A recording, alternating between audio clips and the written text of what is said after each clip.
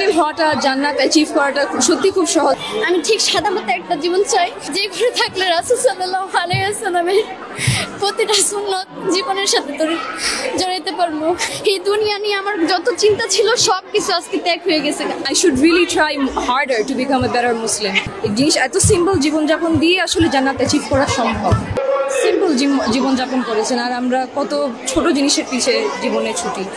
আমাদের জীবনে সত্যিই কত ছোট, and it's all in the end we all go to our graves and we return back to Allah.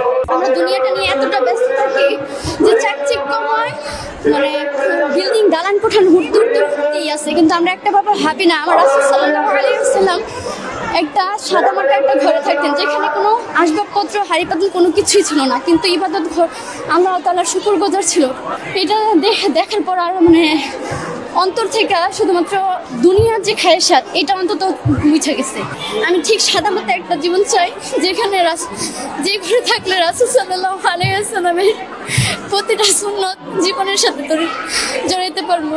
শুধু আমার নিজের ক্ষেত্রে আমি নিজের এতটুকু ভাবে পরিবর্তন করতে চাই যে আশিকি রাসূল সাল্লাল্লাহু আলাইহি ওয়াসাল্লামের যে প্রেমী বা প্রেম ভিতর থেকে আসে, সেই প্রেম যেন আমার অন্তরের ভিতরে আসে। আর রাসূল সাল্লাল্লাহু আলাইহি ওয়াসাল্লামের দেশেই যেন আমি একটা যাওয়ার একটা সুযোগ পাই, মানে মৃত্যুর আগ পর্যন্ত হইলো একবার যেন আমি আমার হাবিব মুহাম্মদ সাল্লাল্লাহু আলাইহি ওয়াসাল্লামের ঘরে যেতে পারি।